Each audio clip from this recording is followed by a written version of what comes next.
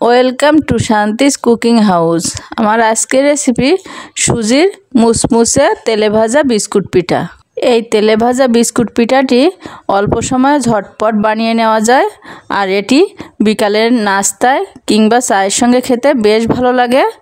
আপনারা একবার হলেও এটা বানিয়ে দেখবেন, আশা করি ভালো লাগবে। ভালো লাগলে আমার চ্যানেলটি সাবস্ক্রাইব করবেন, লাইক কমেন্ট শেয়ার ফলো করে আমাদের পাশে থাকবেন। প্রথমে আমি নিয়ে নিয়েছি 1 কাপ সুজি,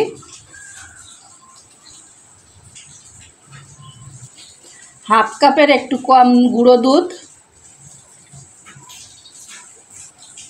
হাফ কাপ নিয়েছি আমি চিনি দিয়ে দেব। আমি অল্প কিছু বাদাম গুঁড়ো করে নিয়েছি, এটা দিয়ে দেবার ভিতরে। আর নিয়ে নিয়েছি একটা ডিম, আমি ডিমটাও এর ভিতরে দিয়ে দেব।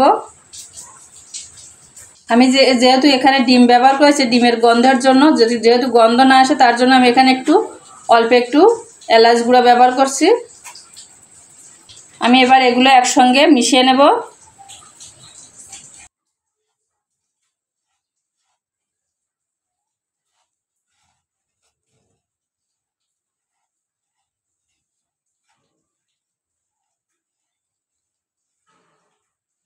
আমি কিন্তু এখানে কোনো জল ব্যবহার করিনি,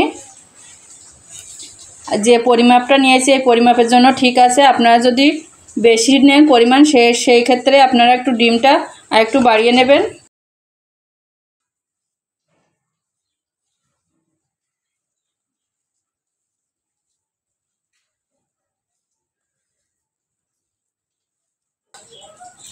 আমার এটা ভালো করে মাখিয়ে নিয়েছি, আমি এবার এটা 10 মিনিটের জন্য রেস্টে রেখে দেব। 10 মিনিট পর আমি ঢাকনাটা খুলে নিয়েছি, আর আমার সুজির ডোটা বেশ ভালো সেট হয়ে গিয়েছে। আমি ওই সময় হাতে একটু তেল লাগিয়ে নিয়েছি, তেল লাগিয়ে নিয়ে আমি এটা শেপ দিয়ে নেব।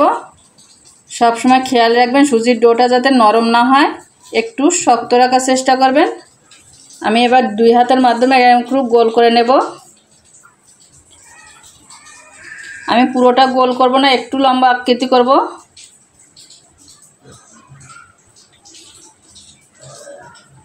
করে আমি এর উপরে একটা বাদাম দিয়ে দেব।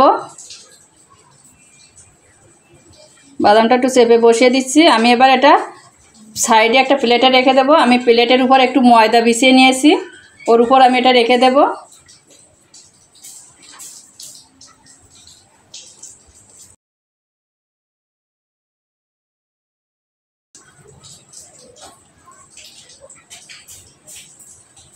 আমি কিন্তু বেশি বড় করছি না, আপনারা আপনাদের পছন্দ মতন শেপ দিয়ে নেবেন।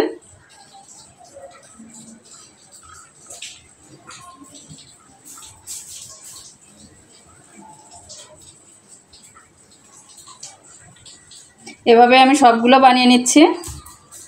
আমি সবগুলো শেপ দিয়ে নিয়েছি, আমি এবার এগুলো তেলে ভেজে নেব।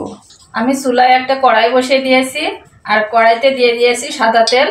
আমি তেলটা গরম হয়ে গেলে দিয়ে দেব ওর ভিতরে সেই বানিয়ে রেখেছিলাম বিস্কুটগুলো, ওইগুলো দিয়ে দেব।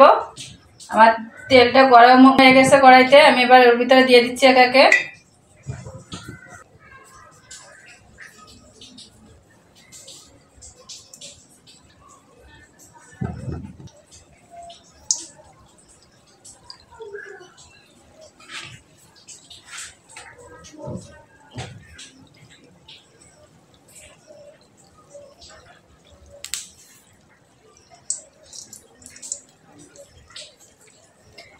আমি কড়াইতে দিয়ে দিয়েছি, আর এগুলো বেশ একটু ফুলে উঠেছে দেখুন।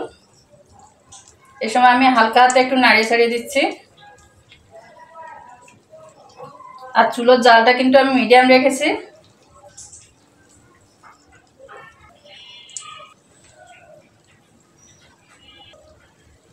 এবার আমি একটু উল্টে দিচ্ছি।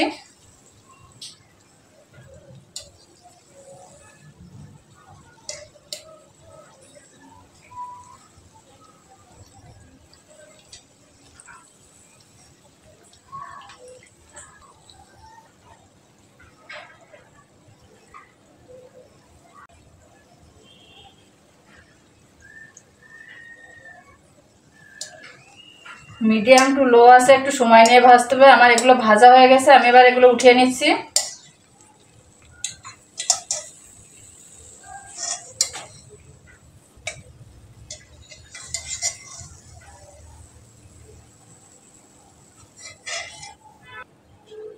এভাবে আমি সবগুলো দিয়ে ভেজে নিচ্ছি। আমি সবগুলো ভেজে নিয়েছি আর একটা প্লেটে পরিবেশন করে নিয়েছি। আর আমি এটা একটা ভেঙে দেখে দিচ্ছি ভিতরটা কেমন হয়েছে। দেখুন ভিতরটা বেশ ভালো হয়েছে আর খেতেও কিন্তু বেশ ভালো হয়। আর এটা খুব সহজে অল্প সময়ে বাড়িতে বানিয়ে নেওয়া যায়। আর এটা চায়ের সঙ্গে বা নাস্তা হিসেবে খুব ভালো হয়। আপনারা এটা বাড়িতে বানিয়ে দেখবেন, আশা করি সকলে ভালো লাগবে। ভালো লাগলে আমার চ্যানেলটি সাবস্ক্রাইব করবেন, লাইক কমেন্ট শেয়ার ফলো করে আমাদের পাশে থাকবেন। ধন্যবাদ।